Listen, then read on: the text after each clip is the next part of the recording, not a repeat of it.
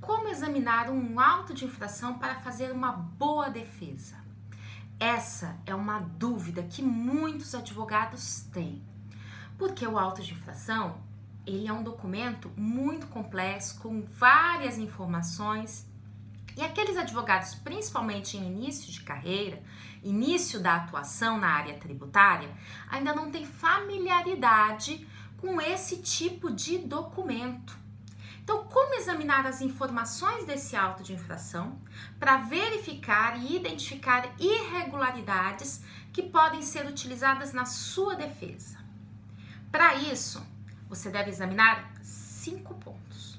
Faça 5 perguntas. Você vai procurar neste auto de infração: quem lavrou, onde lavrou, quando lavrou, como e por quê. Ao responder e ao identificar no auto de infração quem praticou, como, quando, onde e por quê aquela autuação fiscal, você vai ter subsídios para identificar algumas irregularidades, as principais irregularidades que levam à nulidade da autuação fiscal. Vamos a elas. Quem? É preciso identificar se o sujeito que lavrou o auto de infração, o ente, ele realmente tinha competência para tanto.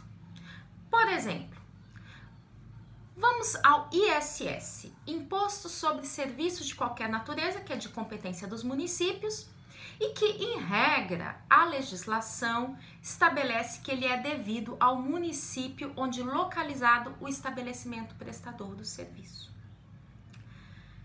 Diante dessa circunstância, você vai fazer o quê? Um cheque, uma identificação, se aquele ente que realmente lavrou o auto de infração tinha competência para tanto.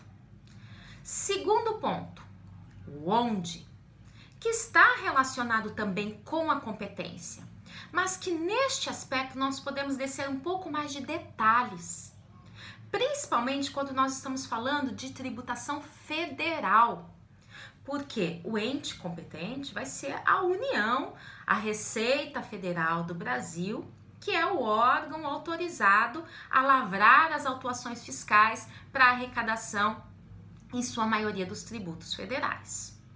Mas não basta isso. Por quê? Porque a Receita Federal, ela é dividida em delegacias, né? Ela é seccionada e cada uma dessas delegacias tem uma amplitude específica de autuação. Vamos a um caso concreto para melhor elucidar essa situação. Uma empresa que desempenha atividades por todo o país, porém ela tem o domicílio fiscal em São Paulo. No entanto, como ela desempenha atividades por todo o país, ela sofreu um auto de infração que foi lavrado por autoridades fiscais da Delegacia da Receita Federal de Florianópolis. Ora, apesar de ser um tributo federal, e portanto é a União que teria competência, a Receita Federal, mas não é qualquer pessoa da Receita Federal, não é qualquer delegacia da Receita Federal que pode fazer essa autuação. Tem que ser aquela delegacia que tenha a abrangência territorial do domicílio fiscal do contribuinte. Com isso, nós já tivemos aí um segundo ponto de possível irregularidade de autos de infração. Terceiro ponto, importantíssimo e muito comum de se verificar irregularidades. Quando? O quando diz respeito ao quê? A decadência, ao prazo que a autoridade fiscal tinha para lavrar aquele lançamento. Então, entre a data do acontecimento que desencadeou a obrigação, que é chamado de fato gerador ou fato jurídico tributário, e a data da lavratura, corre um prazo que é chamado de decadência e que é de 5 anos. É claro que essa contagem do prazo decadencial varia conforme se trate de um tributo lançado de ofício, lançado por homologação, se foi por homologação, se ocorreu algum pagamento parcial ou não, mas ao olhar e ao chamar atenção para o quando você vai verificar se houve a decadência, que é um ponto de defesa muito importante e muito comum que nós utilizamos. O quarto ponto, como? Como? Sim, porque a fiscalização tem um procedimento para lavrar as autuações fiscais.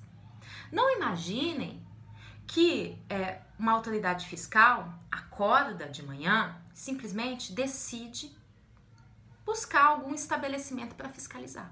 Não, existe todo um procedimento anterior em relação a isso. E neste procedimento é delimitado qual é o contribuinte, qual é o objeto da fiscalização, qual é o tributo a ser fiscalizado, qual é o período de abrangência dessa fiscalização. Na esfera federal, por exemplo, é o mandado de procedimento de fiscalização que determina tudo isso. Então, de posse dessa informação, você vai verificar se houve um mandado específico, qual é a abrangência dele e se ele foi observado pela autoridade fiscal. E aí nós chegamos ao nosso quinto ponto. Quinto, último, porém de grande importância, que diz respeito ao porquê. Por que aquele contribuinte está sendo autuado? Por que é que ele foi autuado? Neste ponto, você vai verificar qual é o fundamento legal indicado. É necessário que haja o fundamento legal.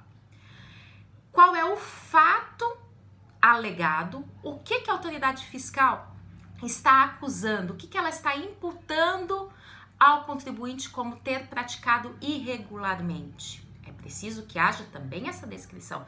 E mais ainda, não basta uma alegação de um fato puro e simples. É preciso que haja a prova de que ele efetivamente aconteceu. Com esses 5 aspectos, você consegue traçar uma diretriz para examinar o seu auto de infração e, com isso, construir uma excelente e minuciosa defesa sem deixar passar nenhum aspecto.